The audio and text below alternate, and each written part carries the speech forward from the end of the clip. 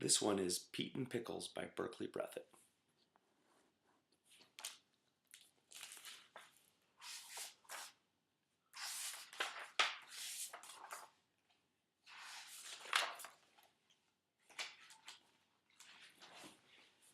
Pete was a perfectly predictable pig. He was also a perfectly practical pig and perfectly uncomplicated pig. Being all those perfect things, Pete might have run for the hills if he had known what was coming that night. The storm arrived first. Pete cut the evening's fun off early and went to bed to get the nightmare out of the way. The same terrifying watery nightmare all pigs dream during stormy nights.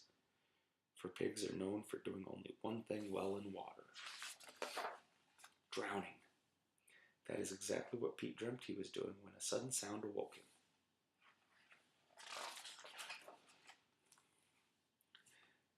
The window was open. Pete pulled the lamp switch. Nothing happened. He had an odd feeling. Pigs are very smart in this way. That something was a little wrong.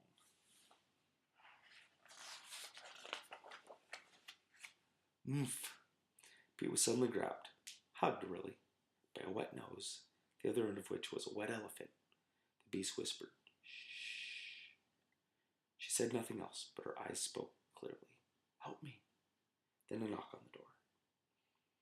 A clown asked Pete if he'd seen any sign of an escaped elephant named Pickles. "There, under the couch. Look carefully," Pete said. As the circus man led the sad, slumping elephant away, Pete was startled when she looked back at him and smiled. The next morning, Pete was disinfecting his house when he noticed his midnight visitor had left behind a gift: dandelions. Ridiculous, thought Pete as he scrubbed. That afternoon, Pete took his usual short stroll. He looked down at the evening mist rolling in and saw a circus tent. He looked at the dandelions. "Ridiculous," he muttered. Today, however, Pete would take a longer walk. He soon found himself amidst the circus tents, watching a long nose plucking every dandelion within reach. Pete knew that nose, and it knew him. It plucked Pete's hat and disappeared. Seconds before Pete called the police, his hat was pushed back out. Improved.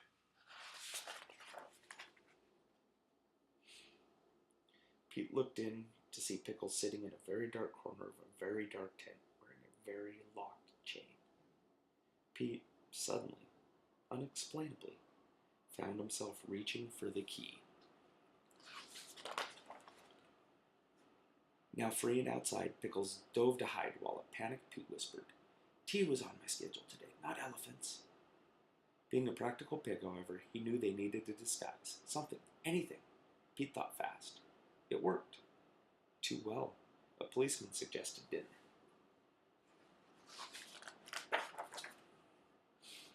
They reached Pete's house by nightfall. A weary Pickles retired after making herself comfortable in a pair of Pete's favorite pajamas. Understand this: you have not heard snoring until you have heard an elephant nap on your couch. Pete was a perfectly unpleased pig. Tomorrow, he thought, the big girl leaves.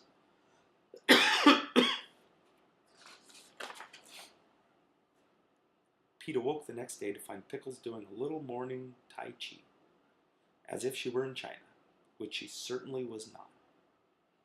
On the other hand, Pete noted that his house guest had made a few changes to the grounds. This time, Pete did not say ridiculous.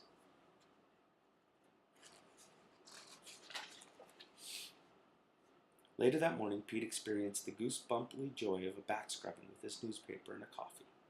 He also discovered the limits of his bathtub.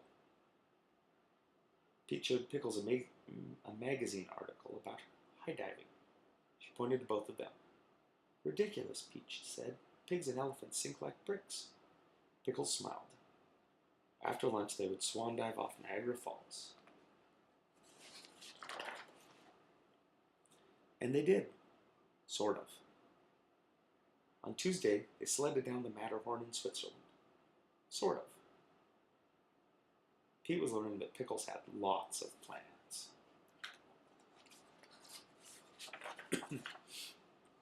On Sunday, they went to Tahiti for brunch. Pickles, as always, shared her tropical refreshment with the natives. After Paris, it was on to the lazy canals of Venice. Pete did not know any romantic Italian songs, which did not stop him from singing them. Pickles sniffed a fragrant Venetian lily and shared it with Pete in a manner nicely suited for elephants and pigs.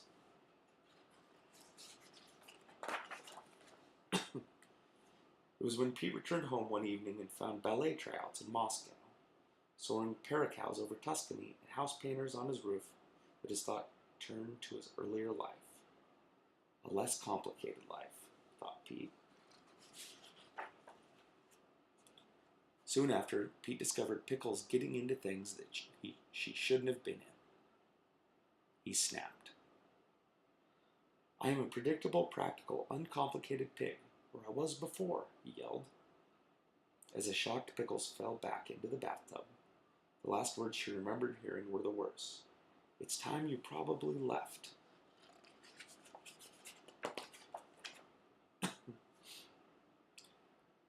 Something broke. A pipe gushed water in a spewing torrent. The house filled while a panicky Pete screamed, "Pickles! The mop, buckets, sponges, never mind. Head up for high ground." Pete worried that the high ground wouldn't run round. And, as a matter of fact, it did. And when all the snouts and snoots in the now flooded house were fully stretched to their furthest reach, only one had found the refuge of sweet air.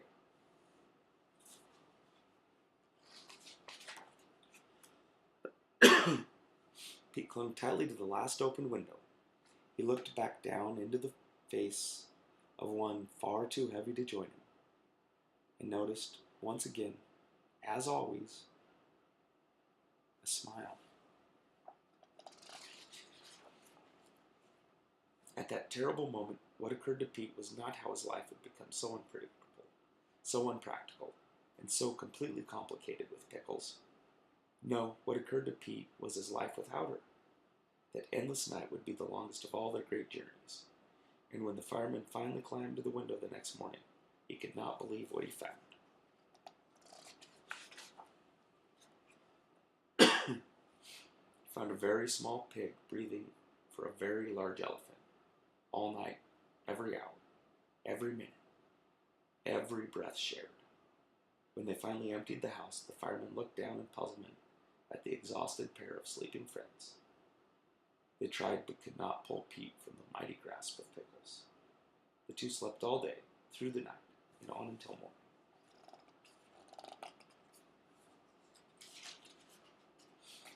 When they finally awoke to pick blueberries on the dandelion moons of Pluto, Pete sang Italian love songs.